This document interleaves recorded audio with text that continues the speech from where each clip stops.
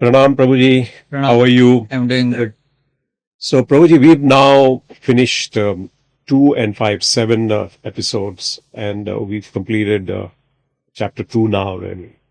And a lot of my friends who have viewed our episodes, they've remarked that your knowledge on psychology and psychiatry, and somehow maybe the summaries which we keep at the end of each episode, probably move very fast.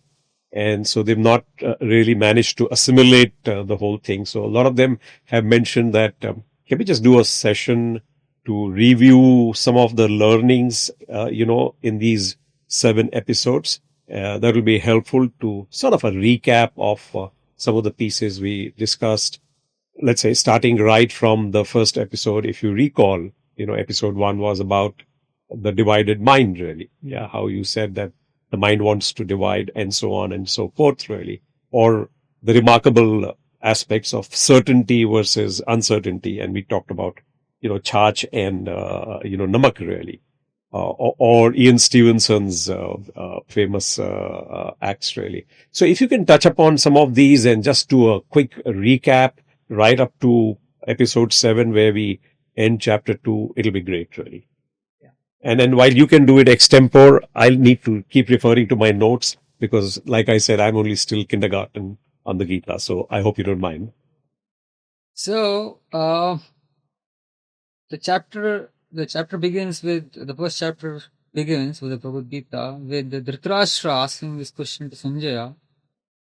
So, in that particular verse, he Mamaka Pandavascheva, he uses that word. He separates his sons from the sons of Pandu. So, in that context, we kind of touched upon the nature of the mind is to divide any group of people into friends and enemies, right? And that's because the mind is selfish. Yes, mine and not mine, really. Yeah. Whatever that, microcosm may be, really. Yes. So to get out of the selfish tendency which tends to divide the world, that's what the rest of the Gita explains you how to come out of that selfish mentality. So from that perspective, the first verse kind of sets the tone.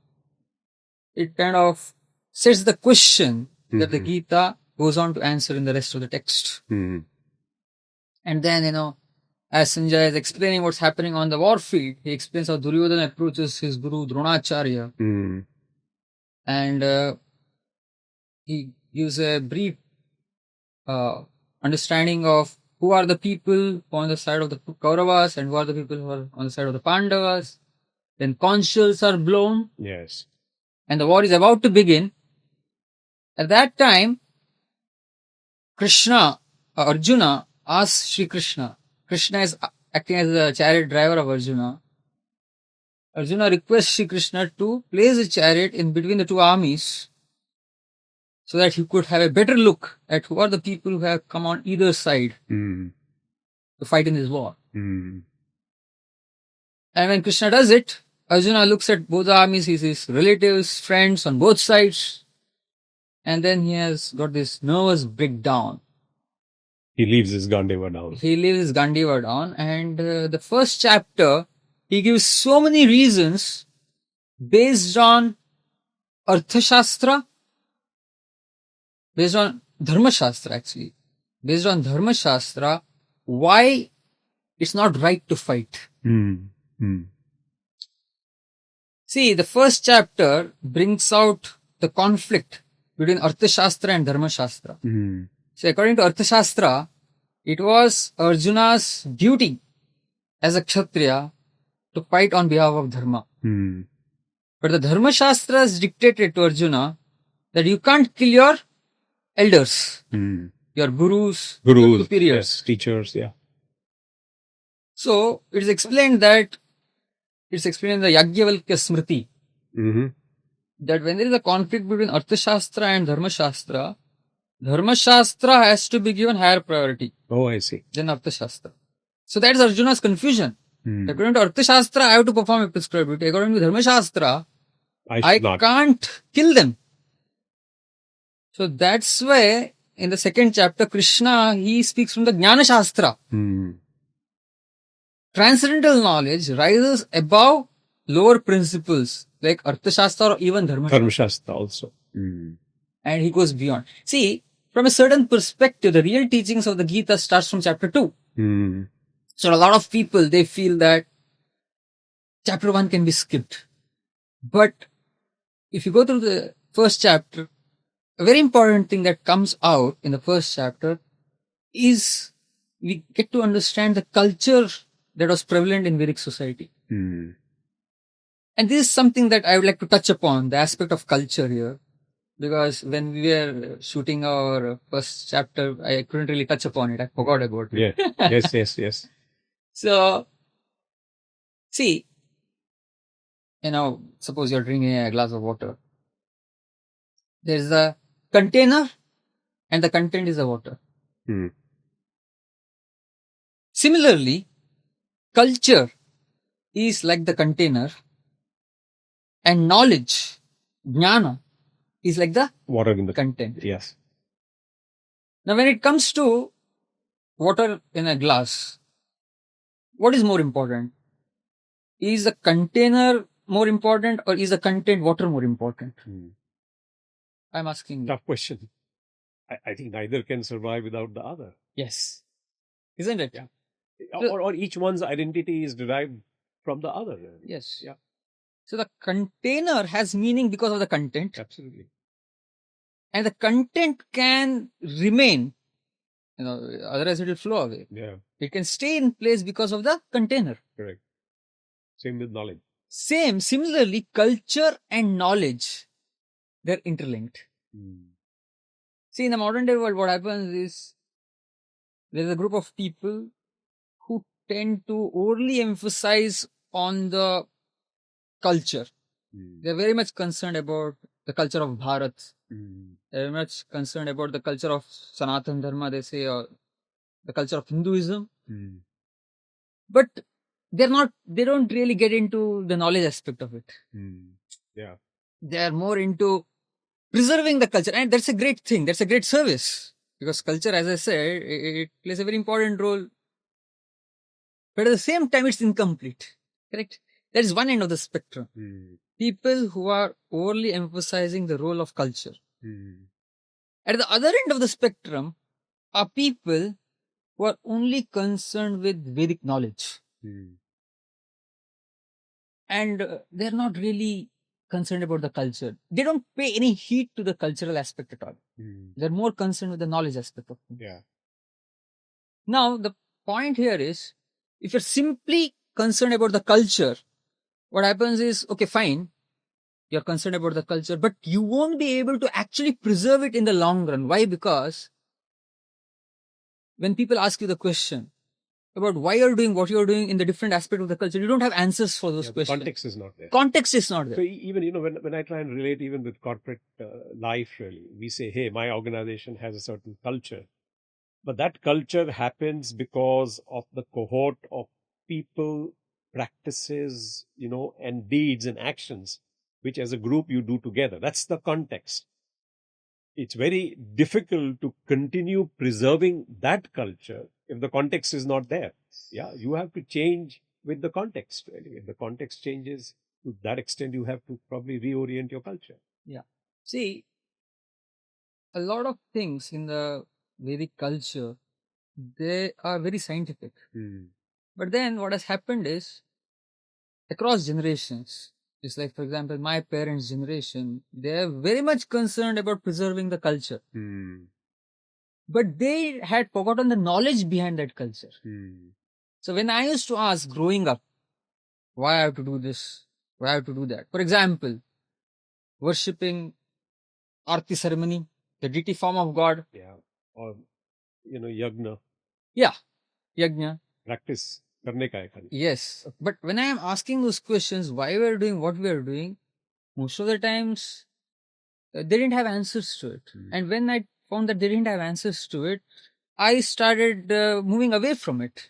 Because I was brought up in a more modern educational system where we are encouraged to question everything. And here I'm questioning and I'm not getting any answers for it. And that's how the culture, Indian culture has weakened over time. Why? Because people like my parents' generation, I've forgotten the knowledge. they've forgotten the knowledge. So without the knowledge, how long will you hold on to that glass of water, glass without the water? Yeah. In due course of time, you wonder, what is the use of an empty glass, and then maybe you'll throw it away. Correct. Correct. Isn't it? You'll throw away the glass because it's of no utility. You will find it apparently. So this is the problem of only holding on to the culture. The problem of only holding on to the knowledge is, in order for knowledge to actually get absorbed, culture is required. I'll give examples. Now, when I'm speaking about culture here, I'm also speaking about the rituals that surround Sanatana Dharma, the rituals that surround it. And see, in common parlance, we have rituals, even in day-to-day life. For example, in the corporate world, there's a ritual that when you meet somebody, you shake hands. It's a ritual. Or when a very senior person enters the room, maybe you get up from your seat. It's a ritual. Yeah. So a ritual conveys a feeling, a message, something along those lines. It conveys something. It's a way of conveying your emotions. By shaking hands, you're conveying your warmth. Welcome, warm. Yeah, welcome. It's a generally accepted concept that when you shake hands, you will do this really. That's probably what the culture is about. No. So the ritual of shaking hands is a way of conveying an emotion, as I said. But suppose, you're not feeling happy when you meet somebody, just by shaking that person's hand doesn't necessarily mean that you will feel warm about that person. Correct. So the ritual, in common parlance, it conveys an emotion, but the emotion is not generated by following the ritual. That is true. The converse is not true. Yeah. Converse is not true. But when it comes to the Vedic rituals, they work both ways. I see. The Vedic rituals work both ways. It's a way of conveying your emotions. For example, the Aarti ceremony. It's a scientific way of conveying your emotions to God. See, in our ISKCON temple, we have got the complete Aarti ceremony as per the Pancharatriki Vidhi. So, during the Aarti ceremony, it's not just that we offer lamp. We offer water in a conch shell. Yep. We offer chamar, fan. Yep. We blow the shankh. What's the science behind it? See, according to the Vedas, the material world is composed of 5 ingredients: earth, water, fire, air, and ether. Yes, we touched on that, yes. All the 5 material elements. Now, Aarti ceremony is a ceremony wherein we take aspects of all these material elements and offer it back to God. See, it's like, your son Parth is there. On your birthday, now he is earning, but back in the day when he was a kid, from your own money, he used to buy a present for you and offer it back to you. Back to you, yes. Your own money. Correct. But he'll buy a present. Hey, this is a present for you. I've given it. Yeah. And you'll feel happy about it, isn't it? It's a way of expressing gratitude. So similarly, the Supreme Father, everything belongs to him. Everything belongs to him. And we are taking material elements, the essence of all the material elements. For example, flowers are offered. Flower, the fragrance. Punyo gandha prativyamscha. Fragrance is the essence of the earth element. So in the form of flowers, we take the essence of the earth element, offer it back to God. Yeah. And then there is the chamara. We are offering the air element back to God by fanning him. And the essence of the ethereal element is sound. So to the blowing of the conch shell. So in one of the sessions, we discussed about the power of gratitude. Yeah. So Aarti ceremony is a gratitude exercise. You begin your day by offering your gratitude to God. So it's such a positive way of starting your day, isn't it? Yeah. So it's if it is done right, it can have such a positive impact upon your life. Yes. Yes. These rituals are very scientific. So same way we touched upon Shraddha ceremony, how we offer gratitude to our forefathers. Yes. So the rituals, so this is the way in which we offer our feelings, etc., through the rituals. But the Vedic rituals are so scientific that sometimes we may not have the feelings, but by following those rituals, we can develop those feelings also. I don't know whether you have come across a very popular TED talk by Amy Cuddy. No, not me. How your body language can change who you are. So there she explains that, when we human beings, or even in the animal kingdom, you see it, whenever you achieve something, whenever you feel confident, or whenever you feel powerful, you tend to expand. Oh, is it? You tend to expand like this. So when people in the Olympics, they reach the finish line, they expand. They do like this, isn't it? Now, in her talk, she says that even people who are congenitally blind, by birth they're blind, still when they achieve something, they expand. Without, they have not seen anybody else do it, but automatically they tend to expand. So when you feel, when certain hormones are generated in your body, testosterone, cortisol, these are considered to be dominant. Testosterone should increase and cortisol reduces. Cortisol is a stress hormone. So when cortisol reduces and testosterone increases, that's when you're feeling very confident, you are feeling positive, you're feeling victorious. At that time, you expand. When these hormones are generated, you expand. So she conducted a study to check if you expand, are these hormones created? You're understanding? Is the converse true? Correct. So when the hormones are generated, you expand. Is it that if you simply expand, are the hormones created? She found, yes, they are created. I see. See, now, coming back to the Vedic culture. The reversibility, you were saying. Reversibility. Yes. See, humility is a very important aspect of spiritual progress.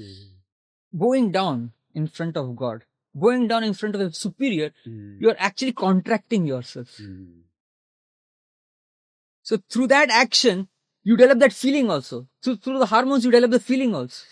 So the externals of these rituals are designed in such a way. So a person may or may not feel humble. But if the person continues bowing down in front of God, bowing down in front of superiors, in due course of time, humility will develop within him. Yeah. The corners also happen. So these are the power of the Vedic rituals. Yeah. No, similarly, in one of the episodes you mentioned about, Havan, how since the Vedic Karmakand part of it, Veda is such a predominant part, you do a Havan for materialistic benefit. But because you do it, you develop some spiritual tendencies, your family, you get everyone together, all of that really develop those tendencies really. Yes. We give in charity. Absolutely. And the giving piece. The giving, and that's how you develop selflessness. Correct. Through the rituals. Yes, absolutely. So that is the beauty. So that is why knowledge is there. See, knowledge is there, but for that knowledge to actually get assimilated within our heart, it will be very useful if we adopt some aspects of the culture also. Yeah. So that is why, ISKCON society, it's like, it does the balancing act of culture and knowledge, both. Combination. Appropriate balance. So in most temples in India, it's just the cultural aspect that plays out. People do the rituals and then go away. But Srila Prabhupada, the founder of ISKCON, he developed temples in ISKCON as centers of spiritual education. The education. At the same time, the ritual is also going on. Correct. So the ritual helps you absorb the knowledge. Now, for example, spirituality is the central thing in spirituality is the mind. Correct. Mind is the central. It has a very prominent place on the spiritual path. To focus the mind. So to have a form of God in the temple is a very useful way of helping the mind Concentration. focus. Concentration. Yeah. See, I'll give the example of the national flag here. There's a national flag. And even without the national flag, people might be patriotic. Yeah. But in the presence of the national flag, your patriotism, your feelings for your nation becomes concentrated and it comes to the At that forefront. moment, yes. Yes. Yes. It becomes very prominent. Yes. Similarly, there might be feelings towards God, there might be devotion to God. But when you come in front of the Archa Vigraha form of God, the deity form of God, those feelings becomes concentrated, the mind becomes focused. Mm. Mm. And that focused mind is very, very useful to absorb spirituality and to grow on the spiritual path. Mm. So it Yes. makes sense to have a healthy balance. Now, of course, everything about Vedic culture cannot be revived because, we have to be practical at the same time. Mm. But to write it off Yeah. is not the right idea. Correct. And there's been a meaning behind, like you said, each of those rituals. So, from the first chapter, it makes us rethink about what Vedic culture was all about. Mm. And so, see, from a certain perspective, I would say chapter 1 and 2, they kind of lay the foundation for us to be able to absorb the teachings of the entire Bhagavad Gita. Yeah. The first chapter gives you an understanding that culture is also important. Correct. It has a very important role to play on our spiritual journey. And then we come to the second chapter. And in the second chapter, now that Arjuna says that, I can't really fight. And then he's totally confused. And then he turns towards Krishna As a disciple. as a disciple. Correct. So he was acting as a friend so far. Now the relationship changes. And now he's acting as a disciple of Sri Krishna. And Krishna starts instructing Arjuna, beginning with Atma Jnana. Yeah. The knowledge of the soul beyond the body. And I think, in that context, we discussed about the various research that has happened in the Atomic life. in the field of reincarnation. Yes. The research findings of Jan Stevenson. Correct. And all these things we discussed in that connection. So yes. But one interesting piece which, a lot of people have come back with really is, those three modes of life. The pleasant life, the good life, and a meaningful life. Really. So something more of that flavor would be useful, really. Yeah. So basically, the good life. See, yeah. This again I had forgotten when we were discussing it previously. See, the Gita, it speaks about, it focuses on a meaningful life, as I said. Correct. The selfless life of the soul. Selfless gratitude. See, a meaningful life is going for a purpose that is beyond you. Correct? And a selfless and a life of meaning, a life of purpose is complete when you make the purpose of your life service to God. And that's what Sanatana Dharma is all about. So Sanatana Dharma is one thing that the Gita really focuses upon. Okay. So in Sanskrit language, if the same concept is repeated twice, it is called punarukti. It is considered to be a literary flaw. I see. So you need to make unique points. It can't be repetitive. So in the Gita, despite, at the risk of sounding repetitive, the Gita repeats two verses almost verbatim. Oh, really? I see. One of the verses is found towards the end of the 9th chapter, which is Man mana bhava madbhakto madhyaji mam namaskuru mame veshya satyam te pratijani priyosime. That Krishna says, always think about me, absorb your consciousness in me, make me the object of your service, along these lines. So this alludes to Sanatana Dharma. So he tells it in the 9th chapter, he repeats it again towards the end of the 18th chapter also. So Sanatana Dharma is one thing. And why is Krishna repeating it? For emphasis. So in Sanskrit, whenever a point is repeated, it's for emphasis. Yeah. So Sanatana Dharma is repeated in the Bhagavad Gita. Another thing that is repeated in the Bhagavad Gita is the concept of a good life. Meaningful life is repeated, as I said. Good life, the concept of good life is also repeated twice. I see. Shreyan Swadharmo Vigunaha Paradharma Sunushpitat Swadharme Nidhanam Shreya Paradharmo Bhayavaha. So Krishna emphasizes this point twice in the Bhagavad Gita. Once in the 3rd chapter, again in the 18th chapter, that you should stick to your own Swadharma. Swadharma is prescribed duty. Prescribed duty means the duty that falls in line with your psychophysical nature. An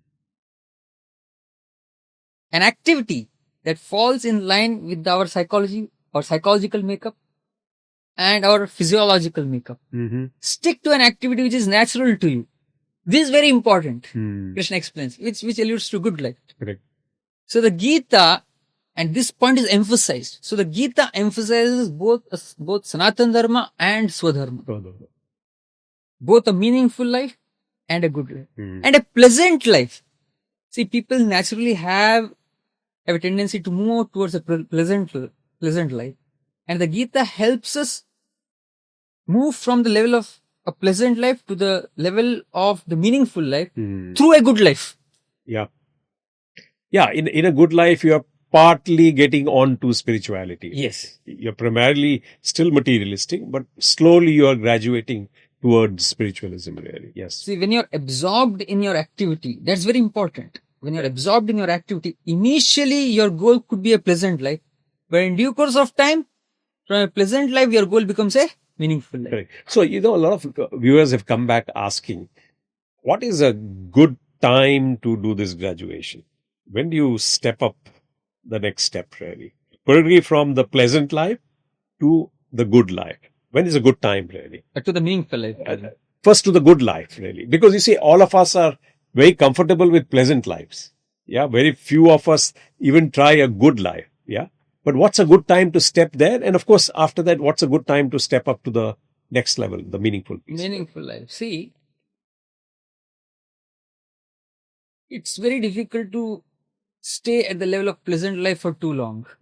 See, when we are younger, maybe pleasant life is very attractive.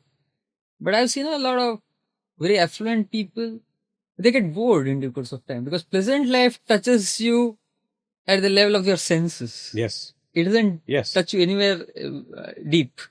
So in due course of time, they start looking for something that can totally engage them. So I think, even left on their own, people tend to look for a good life on their own also.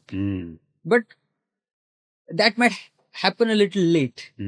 So the Bhagavad Gita or the Vedas or the Vedic culture tends to help you with a good life and a meaningful life proactively.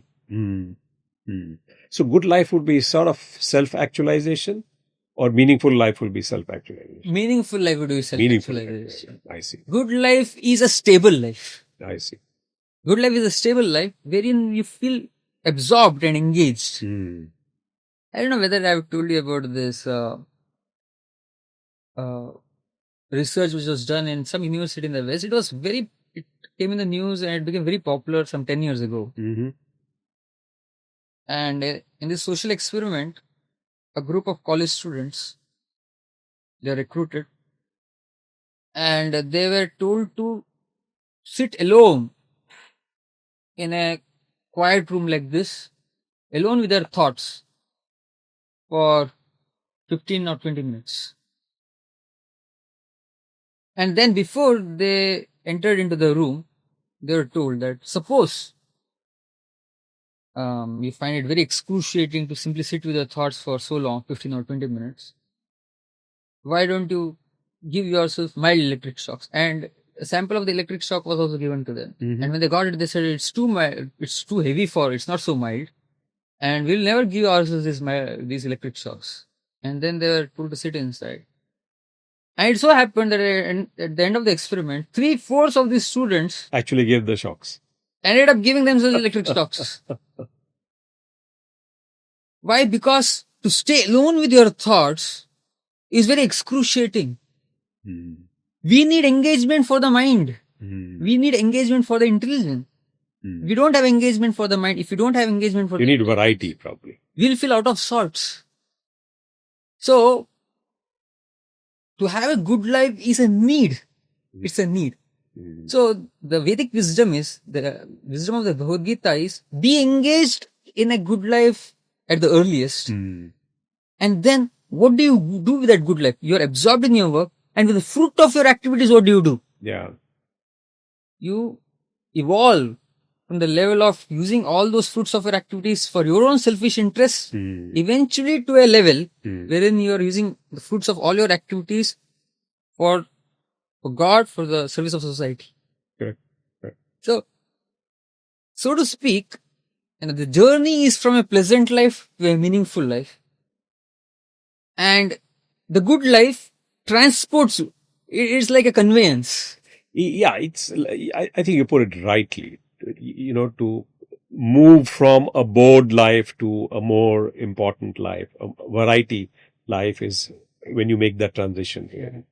And when you make the transition from good to meaningful, do you need to have something negative happen to you for you to be catapulted into meaningful life, or at least looking towards meaningful life?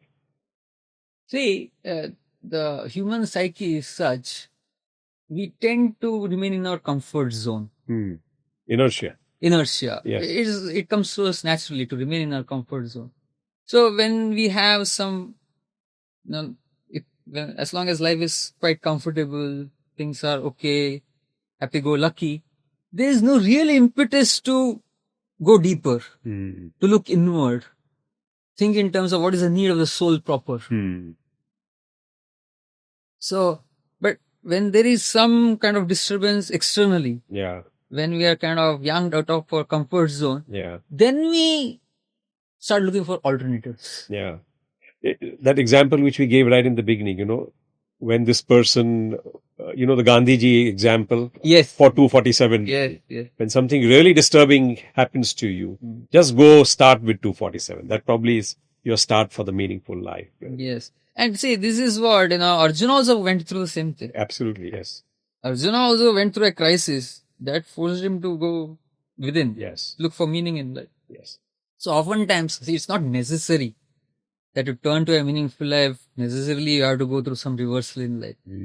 But human nature is... It facilitates. It facilitates. Hastens the process, really. And some few comments again on back again, 247 and 248, really. So Karmanyam Adhikaraste, I think we covered it quite extensively. Yes. Nothing really comes to mind to me so explicitly as of now. And while we are at it, some maybe thoughts also again on the need for Guru. You touched upon Parampara in between, the need for the Guru, and beliefs. Why are all these three so very important as you progress on to spirituality? See, we were covering the verses in the Bhagavad Gita starting from 40 to 2.40, which gives you a brief intro of what yoga is all about, correct? Yes. And then that's when we were discussing about the definition of yoga. And then we discussed about Karmanyam Adhikaraste verse also. And then, if you remember, Arjuna asked this question to Sri Krishna, that yes, Krishna, you are speaking about the symptoms of a person who is Sthita Pragya, who is elevated on the path of spirituality. What are his symptoms? Which goes to show that the Gita actually is a science. So, a science means what? A science means you apply and then you get the results. Correct. If A, then B. Yeah. Then A, B. Cause and effect. Correct. Absolutely. So, if you're following a spiritual process, then you should be able to see difference. You should be able to see visible symptoms in the person who is practicing it. Correct. And what are the symptoms? And if you read those symptoms, a lot of these symptoms cannot be imitated. See, in the modern day world, people wrongly elevate people who are not actually spiritually advanced as spiritually advanced. Why? Because they are not well versed in the teachings of the Gita. They don't know the science of transformation. If you know the science of transformation, you'll be able to gauge people correctly, and then you'll give respect where it is due, rather than giving respect where it is not due and then losing your faith. Yeah. See, people tend to wrongly put faith in the wrong people, thinking them to be holy, and lose their faith because they don't know the signs of who is actually holy. What are the symptoms of a person who is holy? Correct. See, this is one thing which kind of shows that the Gita is a very scientific literature, that it speaks about cause and effects also. Another thing, we're talking about beliefs. See, Krishna explains about the soul, right? He starts explaining about the soul in the second chapter. And then he speaks about, there's a very beautiful verse. It's the 29th verse of the second chapter. Ascharyavat pashyati kaschidenam, ascharyavat vadati tataiva chanyah, ascharyavat chainam anyashrunoti, shrutva penam vedana chaiva kaschit. This is the Ascharya verse. Ascharya means surprise. So people, he says in the Gita, Ascharyavat vadati tataiva chanyah. People speak of the soul as amazing. People hear of the soul as amazing. People look upon the soul as amazing. Basically, Krishna is telling people are surprised about what the soul is. See, I was speaking about research findings which point towards reincarnation, which kind of alludes to the existence of the soul beyond the body. But ultimately, the soul is a mysterious thing from the material perspective. So, the second chapter kind of takes you off from the material plane to a plane which is on a different level, on a different realm. And this we should understand and we need to digest in order to be able to go through the Bhagavad Gita systematically and in order to go through the Bhagavad Gita in a more effective way. When Newton came up with Newtonian physics, and there are Newton's laws of physics, isn't it? And most physicists of that time used to work within the realm of Newtonian physics only. When quantum physics came, a lot of these physicists were thrown. Yes. Can't happen. Because, the laws that govern quantum physics is completely different from Newtonian physics. Yes. And to get used to quantum physics takes time. Correct. Because the set of axioms, the rules, the laws that apply in quantum physics is very different from Newtonian physics. Correct. How can an electron be in 0 and 1 at the same time? You don't know. Yeah. See, along the same lines, we are dealing with the material world, material laws. And through the Bhagavad Gita, we are entering into a transcendental realm. It takes a while to get used to this new field where different laws apply, different axioms apply. Yeah. See, axioms. What are axioms? Axioms are truths that you just accept. These are the starting points of any science. Correct. For example, even Euclidean geometry, it defines a point. Yeah. A point is something that doesn't have any dimensions. Yeah. Is it physically possible to have a point going by this definition? Not possible. But you accept that's an axiom. It's given. It's given. Take it as given. Take it as given and then proceed ahead. And then over a period of time, develop that belief. Yeah. As more and more information, as your learning level, starts moving up really. The same probably about the soul. I mean, to start with, just believe it is there. Yes. This aspect is there. Yes. And then develop over a period of time. See, the starting point is, now, if you start seeing the point under a microscope, you will end up complaining only. There in the microscope, you will see it has the x-axis, yes. It has a length, it has a breadth. So it will be a non-starter on the path of geometry. So you accept the existence of a point. Yeah. And then when you find the results, but see, why do people follow geometry in the first place? Because it is useful. Yeah. Yeah. It has got transformative effects in our life. You can't apply too much of Sankhya Yoga to that. That's it. Too much of analysis. Yes. Just believe it in the beginning. Yes. You accept it. And then when you start applying it and when you see the results, then you'll be inspired to apply it more and more. Similarly with the existence of the soul, so you accept it. And then when we start applying the principles based on the belief of the existence of the soul, and then when it transforms your life, then your belief, your trust in the science starts increasing. Correct. Correct. And hence, probably to believe in it at the first instance, you need a guru, I guess. That's Yeah. the important strength. Yes. Someone who you trust and you're comfortable with. Yes. It's like your teacher. Yes, a teacher. And also, some amount of rationality can be used. For example, that is why we were discussing about case studies of reincarnation to develop some kind of foundation. It's not blind faith. Yeah, it's not blind faith. It's not blind faith. But if you start thinking in terms of, I want to understand. No, I want to see 7 crore examples of this and then only I will be convinced that then it doesn't work. Or you start thinking about understanding everything about the soul simply using our mind and intelligence. Yeah. That won't work. Because to understand the soul, you need to take up the spiritual path. Correct. Then only you'll be able to understand the soul better. And that's where the balance between the head and the heart came. Yes. Yes. Yeah. I think anything else which you would like to touch upon? No, I think, to go on to the future chapters, this understanding is very important. Yes. Yes. That, we accept, use a little bit of rationality and then use a little bit of trust also. Yeah. And then we also touched upon in the second chapter also about the marketing abilities of Krishna. Yeah. That was... Fear no loss. You will lose nothing. Yeah. I think that was very interesting. Yeah. Very, very we stand to lose nothing, isn't it? Because you only gain. Yes. We gain newer and newer experiences and that will only bolster our enthusiasm on the spiritual path. Correct. I guess that's all really. Yeah. So, Prabhuji, thank you. Thank you for the summary. Yeah. Next time onwards, we'll start with chapter 3. Yeah. Episode 7b was sort of a recap and a summary of the first 2 chapters. They lay the foundation for us to understand the entire Bhagavad Gita. We saw the conflict in Arjun's mind between Dharma and Artha and how Krishna uses the power of transcendental knowledge through Gyan Shastra to guide Arjun.